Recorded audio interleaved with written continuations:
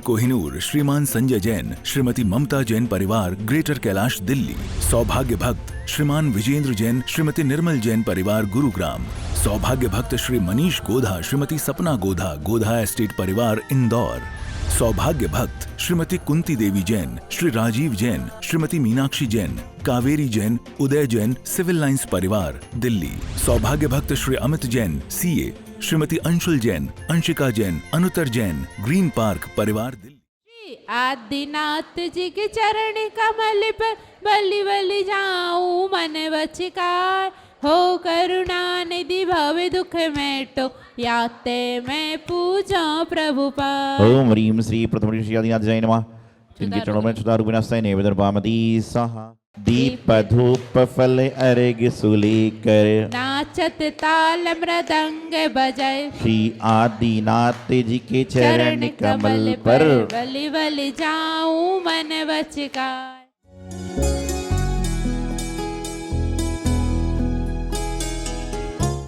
संपूर्ण मंडल शशांक कला कलापा, शुभ्राग्युणास्त्रिभुवनं तव लग्गयन्ति। ये संश्रितास त्रिगैश्वरनाथमेकं, कस्तानि वारयति संचरतो यथेष्टम्। ओम ह्रीं अरमणो व्यूलमदीनं नमः। ओम नमो भगवती गुरुवती महामानसी नमः। ओम ऋषभ्याजय नमः। ओम ऋषभ्याजय नमः। ओम ऋषभ्याजय नमः। ओम ऋषभ्याजय नमः।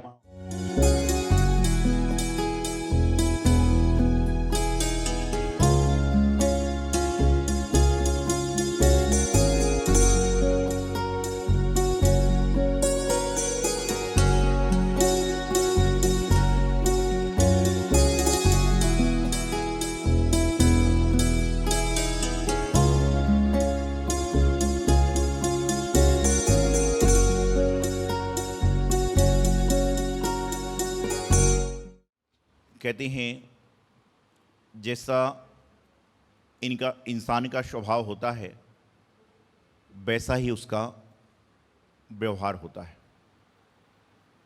यदि किसी इंसान का स्वभाव अच्छा है तो उसका व्यवहार भी अच्छा होगा। कई बार ऐसा होता है कि कोई व्यक्ति सामने आता है, आप कहते हो ये बड़े रूखे स्वभाव का आदमी है। उसने आपके साथ में कोई रूखापन नहीं किया, उसने आपके साथ में कोई गलत कार्य नहीं किया, लेकिन आपने पीछे से सुना है कि ये आदमी बड़ा रूखा है, गलत बोलता है, तो आपके साथ में कुछ कार्य ऐसा नहीं भी किया, लेकिन उसके प्रति लोगों की मानसिकता बन जाती है, तो उसको आगे संगे कहते हैं रूखा बोलता है, ये रूखा बोलता है। तो अपने व्यवहार को, अपने स्वभाव को, अपने नेचर को जो व्यक्ति सही कर लेता है, समझ के चलना कि उसके जीवन में अपने आप खुशियों का आगमन हो जाया करता है। महफिल में रुदन चल रहा है, सारे लोग रो रहे हैं, लेकिन उस समय भी यदि कोई अच्छा व्यक्ति पहुंच जाए तो सारे लोगों के चेहरे को खुशियों से भर देता है अपने व्यवहार के कारण।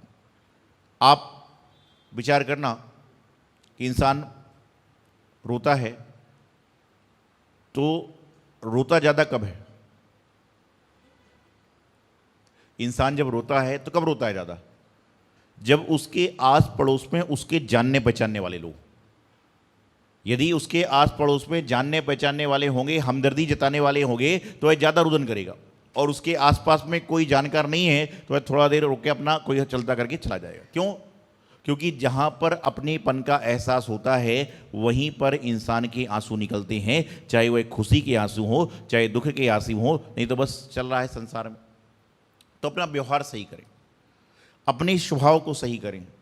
मैं हमेशा एक बात कहता हूँ कि किसी व्यक्ति से आप जीवन में एक बार मिलते हो आप, लेकिन उसकी बात बार बार करते हो, और किसी व्यक्ति से रोज मिलते हो लेकिन उसकी आप बात करना चाहते ही नहीं हो, उसका कारण यही है कि इंसान का व्यवहार और इंसान की जो आदत है, इंसान का जो व्यवहार है वह जल्दी से बदलता नहीं है।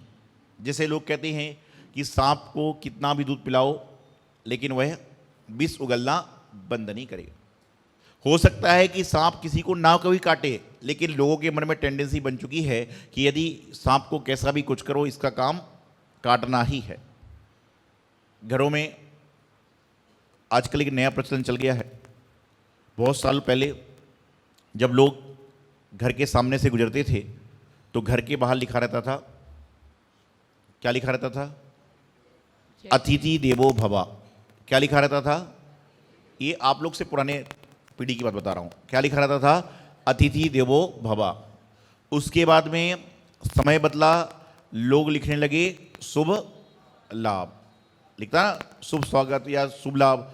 फिर समय बदला, लोग लिखने लगे वेलकम। अतिथि देवो भव, वेलकम, शुभ लाभ। और आजकल गेट के बाहर लिखा रहता है, सबको पता है। पहले की बातें किसी को पता नहीं है, लेकिन वर्तमान की बातें सभी को पता है कि पहले लिखा रहता था अतिथि देवो भव, शुभ स्वागतम, वेलकम, शुभ लाभ। और आजकल लिखा रहता है कुत्तों से, ये आप लोग सबको पता है। तो आजकल की परिस्थिति बन रही है और आजकल कई लोग तो जबरदस्ती लिख रहे हैं, कुत्ता घर में नहीं तो भी लिख रहे हैं। मैं एक बार किसी घर के सामने से निकल रहा था, वहां पे लिखा था कुत्तों से सावधान। अब मुझे घर ले गया, मैंने भाई कुत्ता काटेगा तो नहीं? नहीं, बोले कुत्ता तो है ही नहीं। तो मैंने क्यों लिखा हुआ है? बोले कई बार क्या विज्ञापन वाले आते हैं, सेल्समैन आते हैं, तो हमने जानबूझ के लिख रखा है कि आदमी अंदर ही ना आए। ऐसा भी अधिकांश हो रहा है, अधिकांशतर ऐसा चल रहा है कि नहीं भी तो कर रहे हैं, तो अच्छी बात है। हमारा वैसे जीनागम कहता है, ये मैं बात आपको बता रहा हूँ, शास्त्र की जो बात है कि जिस घर में कुत्ते बिल्ली आदि का पालन हो उस घर में संत कभी आहार को जा नहीं सकते, वहाँ पर कोई कार्य हो नहीं सकता, ये शास्त्र का नियम है। लेकिन आज परिस्थिति ये है, हम लोग जब विचरण करते हैं, कई बार हम विहार करते हैं तो तरह तरह के लोग मिलते हैं रास्ते में, बहुत सारे लोग चला करते हैं। एक बार मैं हैदराबाद की ओर विहार कर रहा था, या हैदराबाद से नागपुर की ओर विहार कर रहा था, हैदराबाद से नागपुर की ओर विहार कर रहा था शायद। तो सुबह सुबह बिहार चल रहा था, तो बहुत सारे जैनी मॉर्निंग वॉक पर भी चलते हैं, बहुत सारे काम वाले बच्चों को लेके घूमते हैं सुबह सुबह। तो मैं सही विचरण कर रहा था, इतने में एक महिला सफ़ेद कलर के कुत्ते को लेकर चल रही थी गोद में। तो जैनी थी, महाराज को देखा तो नमस्ते किया, बोले नमस्ते महाराज जी। मैंने कहा मंगल आशीर्वाद। मैंने पूछा कि ये गोद में कौन है? उसने नमस्ते महाराज जी किया, मैंने आशीर्वाद दिया। मैंने पूछा ये गोद में कौन है? तो उसने मुस्कुरा के जवाब दिया, महाराज जी ये मेरी पप्पी है। अब नाम तो दूसरे होते हैं, लेकिन हमने तो उस समय का नाम बता रहे हैं आपको। उसने कहा महाराज जी ये मेरी पप्पी है। ठीक है भाई, आजकल सरीक्षा हो रहा है, लड़कों के नाम है टाइसन, शेर, और कुत्तों के नाम हो रहे हैं पप्पू, पप्पू, विनोद, ऐसा चल रहा है। परिस्थिति बदल रही है, लक्षण भी वैसे ही आ रहे हैं ना, जैसा नाम होगा वैसे ही लक्षण आते हैं। तो हम अपना बिहार कर गए, वो भी अपना चले गए। साधु लोग बोले महाराज जी आजकल क्या चल रहा है? मैंने कहा देखो अभी तो क्या क्या होगा। हम लोग थोड़ा और आगे गए, 500-700 मीटर दूर चले, एक 15-16 साल का लड़का, उसकी गोद में एक 2 साल का बच्चा था। उसने कहा बाबा जी को जय करो, बाबा जी को जय करो। मैंने पूछा आप जैन हैं क्या? बोले नहीं महाराज जी मैं जैनी के यहाँ काम करता हूँ। बोला जैनी के यहाँ काम करने वालों की इतनी अकल थी कि महाराज जी को जय करना चाहिए। फिर मैंने उससे पूछा कि ये तुम्हारी गोद में कौन है? मैंने उससे पूछा कि तुम्हारी गोद में कौन है? तो उसने जवाब दिया जो आगे मैम साहब जा रही हैं उनका ये पप्पू है। क्या जवाब दिया? कि जो सामने मैम साहब गई हैं उनका ये। तो कहने का तात्पर्य है कि कुत्ते के बच्चे को आदमी लेकर घूम रहा है और अपने बच्चे की परवरिश के लिए नौकर को लगा रखा है। तो बाद में होगा क्या? बाद में होगा भी यही कि बाद में अंत बोलोगे भाई हमारे बच्चों से अच्छे तो कुत्ते हैं। क्यों? जब तो कुत्ते को पालोगे, सब कुछ करोगे, तो बाद में उसको ही तो वफादारी करेगा। तो मैं आपको बताना चाह रहा हूं कि जिसका जो स्वभाव है, कुत्ते का स्वभाव काटने का है, तो घर में तुम पाल लो, सब कुछ कर लो, पालतू कितना ही बना दो, लेकिन जब मौका लगेगा वह काटने का प्रयास छोड़ेगा नहीं। तो इसी तरह से जब त्रियंच अपना स्वभाव नहीं छोड़ सकते हैं, लेकिन इंसान तो अपने स्वभाव को बदल सकते हैं। आप अपने स्वभाव में परिवर्तन कर सकते हैं, अपने अंदर के जो अशुभ परिणाम हैं उनको, विकृत परिणामों को आप समाप्त करने का प्रयास तो कर सकते हैं। और जैसा जैसा आपका नेचर होगा वैसा वैसा आपका फ्यूचर होता जाता है। Your nature decide your future, कि जैसा आपका नेचर होता है वैसा आपका फ्यूचर हो जाया करता है। आप यदि अपने स्वभाव को नहीं बदलोगे तो दुनिया वाले आपको छोड़ देंगे। आप घर के बड़े हो जाओ, समाज में बैठ जाओ, साधु समुदाय में आ जाओ, लेकिन यदि आपका स्वभाव नहीं बदलेगा तो लोग ये बोलेंगे पहले घर में भी ऐसे ही करता था, समाज में भी ऐसे ही करता है, संत मंडली में भी ऐसे ही करता है, मित्र मंडली में ऐसा करता है। लोग बोलते जरूर हैं। कोई टीचर है जिसने आपको बचपन में पढ़ाया, कॉलेज में पढ़ाया, आगे पढ़ाया, यदि आपने उसने आपकी हमेशा हेल्प करी है तो आप अपने बच्चों तक को बताते हो कि जब मैं पढ़ता था, मैं पढ़ती थी तो एक टीचर ऐसी थी जिसको मुझे अच्छी तरह से हेल्प करी, और जिस टीचर ने खामोखा आपको तकलीफ दी है तो अरे आप टीचर की बात छोड़ो, लोग यहाँ पर 4 बार आते हैं और 2 बार कोई कारण से हम लोग अपने कोई कार्य में लगे हैं, उसकी ओर नहीं देख पाए तो बोले बस अब मुझे तो जाना ही नहीं है। बोले क्यों? बोले मैं जब भी जाता हूँ, जब दूसरों से बात करते हैं मुझे आशीर्वाद ही नहीं देते। ये लोगों का स्वभाव है, लोग साधु संतों पर ही कर रहे हैं। तो यदि मान लीजिए आप अपने स्वभाव को अच्छी तरह से बदलने का प्रयास करें, जिस तरह से शक्कर में कितनी भी नीम मिला लो लेकिन शक्कर का स्वभाव कड़वा होगा लेकिन पूरा कड़वा नहीं होगा, उसी तरह से करेले में कितनी भी शक्कर डाल दो, करेला थोड़ा सा मिठास को देगा लेकिन उसका गुण जो है कड़वे का रहेगा ही। उसी प्रकार से जो आपका स्वभाव है, इंसान का जो स्वभाव है, वह इंसान का स्वभाव परिवर्तन करना बहुत जरूरी है। जब तक इंसान अपने स्वभाव को परिवर्तन नहीं करेगा, जब तक वह विभाव में जीता रहेगा। और स्वभाव को परिवर्तन करने के लिए आपको संगति करना पड़ेगी महापुरुषों की, तीर्थंकरों की, उन सब की संगति करना पड़ेगी जिनका स्वभाव ब्रिलियंट है, जिनका स्वभाव अच्छा है। यह जरूरी नहीं है कि मंदिर में आने के बाद ही आप धार्मिक बनोगे, बल्कि जरूरी यह है कि मंदिर में पूजा करने के बाद में जाओ और रास्ते में कोई भूखा व्यक्ति मिलता है तो उसको भी खाने को 2 रोटी दे दो, तो भगवान आपसे प्रसन्न नहीं बल्कि अति प्रसन्न होंगे कि मेरा भक्त ऐसा तो है जो खुद भी खाता है और लोगों को खिलाता है। विचार करिए, काम तो करने का प्रयास करें। कैसे करें? आप जब अपने बच्चों को स्कूल के लिए स्टेशनरी का सामान लेने जाते हो, उस समय यदि आपके मन में विकल्प आ जाए कि मैं कम से कम अपने बच्चे को 1000 रुपये की स्टेशनरी दे रहा हूं तो 10 रुपये की एक पेंसिल एक्स्ट्रा ले लूं और ज़रूरतमंद बच्चे को दे दूंगा, तो समझ लेना कि प्रभु ने तुम्हें मानव बनाकर कोई गलती नहीं करी। आप जब कभी सब्जी लेने जाते हो, सब्जी खरीदवाते हो, और उस समय यदि नगर में कोई संत हैं और आपके मन में भाव आ रहा है कि आज मुझे जो चौके में सब्जी लगना है वह सब्जी मैं अपने परिवार की ओर से चौके में पहुंचाऊंगा, तो समझ के चलना कि आपके अंदर कहीं ना कहीं मानवता विद्यमान है। लेकिन आज हमारी ऐसे सोच ही नहीं है। सोच इसलिए ऐसे नहीं है कि आपने हमारी संगति नहीं करी, और जिस व्यक्ति ने साधु संगतों की संगति करी है वह आज भी, बहुत सारे लोग हमारे संपर्क में हैं, जब बच्चे के लिए सामान लेने जाते हैं तो पेंसिल पेन एक्स्ट्रा लेते हैं, तो बच्चे पूछते क्यों? बोले महाराज जी के पास जाकर देंगे तो कई बच्चे आते हैं।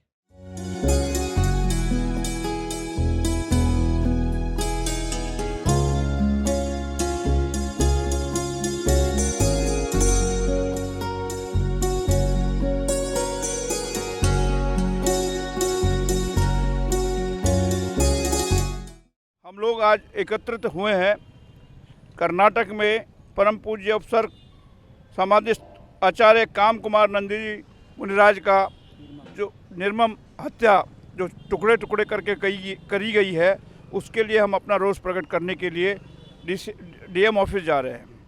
जो डीएम ऑफिस द्वारका सेक्टर 10 के अंदर है, वहाँ जा रहे हैं। और ये इतना मतलब बड़ा अपराध है कि कांग्रेस की कर्नाटक की सरकार में उसके कानों पे जूंग नहीं रह रही कि इस जो पकड़े गए वो वहाँ के जो ये किसके अपराधी हैं उनको अभी कोई सजा वजा भी नहीं दे रही है, और वो जिम्मेवारी नहीं ले रही है कि कोई केंद्र सरकार भी जिम्मेवारी नहीं ले देती है कि आगामी कोई भी साधु, हमारे जैन साधु चाहे किसी भी उसके साधु हों, पर जैन साधु जो भी आगे किसी के साथ ऐसा व्यवहार नहीं होगा। जैन समाज हमेशा अहिंसा परमो धर्म पे चलता है, वो हिंसा चाहते ही नहीं है और हमेशा चाहते हैं कि अहिंसा के रास्ते पर सब चलें। लेकिन जो जैन समाज के साथ इस समय हुआ, उनके गुरुजी, उनकी हत्या हुई, और हत्या के कारण पीछे क्या हैं अभी तक सरकार कोई पता नहीं कर पा रही है। हम चाहते हैं न्याय, कि इस तरीके से जो अहिंसा पे सबको उपदेश देते हैं, उनको चलने का रास्ता दिखाते हैं, उन्हीं के साथ हिंसा होती है, तो इसका हम घोर निंदा करते हैं। हम अपनी सरकार की तरफ से, अरविंद जी की तरफ से इसकी निंदा करते हैं, तथा हम गुरुजी के साथ हम लोग सब लोग चल रहे हैं। अपने डीएम को ज्ञापन देंगे ताकि ये आगे तक संदेश पहुंचाएं कि हम जैन समाज, हमारा सारा का सारा जैन समाज खड़ा है क्योंकि वो अहिंसा के रास्ते पे चलने वाले लोग हैं, इसलिए शांतिपूर्ण मार्च के द्वारा हम लोग वहाँ जा रहे हैं और शांति कायम रहे और न्याय मिलना चाहिए कि हत्या क्यों हुई, किसने की, किसने करवाई। क्योंकि अगर कुछ पता नहीं चल रहा तो इसका मतलब प्रशासन इसके अंदर इन्वॉल्व है या वहाँ के लोग इन्वॉल्व हैं, वहाँ की राजनेता इन्वॉल्व हैं। ऐसा गलत काम नहीं होना चाहिए और हमारी सरकार हमेशा आपके साथ खड़ी है, जैन समाज के साथ खड़ी है और गलत काम करने वालों के विरोध में हमेशा खड़ी है।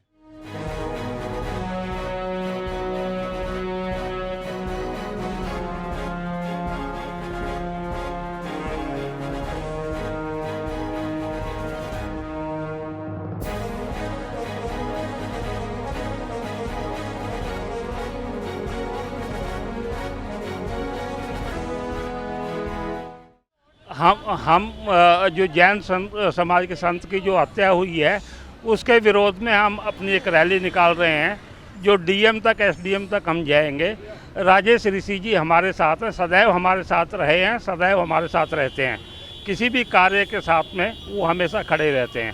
आज हमारे जैन संत की हत्या हुई है, उस हत्या के विरोध में राजेश ऋषि जी खड़े हैं, इनकी सरकार हमारे साथ खड़ी है।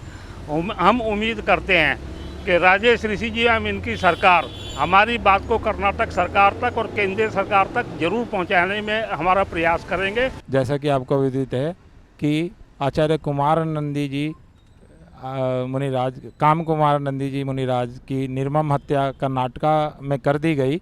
इसी के विरोध स्वरूप आज जनकपुरी समाज संपूर्ण पश्चिमी दिल्ली व दिल्ली के जैन अनुयायियों सहित व अन्य पंथों के सदस्यों सहित एक ज्ञापन एसडीएम को सौंपने जा रहे हैं, जिससे कि इस तरह की कार्यों की पुनरावृत्ति कभी भविष्य में ना हो सके व संत समाज, हमारे जो विश्व की धरोहर है, वो सुरक्षित रह सके। सौभाग्य कोहिनूर श्रीमान संजय जैन, श्रीमती ममता जैन परिवार, ग्रेटर कैलाश दिल्ली। सौभाग्य भक्त श्रीमान विजेंद्र जैन, श्रीमती निर्मल जैन परिवार, गुरुग्राम। सौभाग्य भक्त श्री मनीष गोधा, श्रीमती सपना गोधा, गोधा एस्टेट परिवार, इंदौर। सौभाग्य भक्त श्रीमती कुंती देवी जैन, श्री राजीव जैन, श्रीमती मीनाक्षी जैन, कावेरी जैन, उदय जैन, सिविल लाइंस परिवार, दिल्ली। सौभाग्य भक्त Shri Amit Jain, CA, Shrimati Anshul Jain, Anshika Jain, Anuttar Jain, green park परिवार, दिल्ली।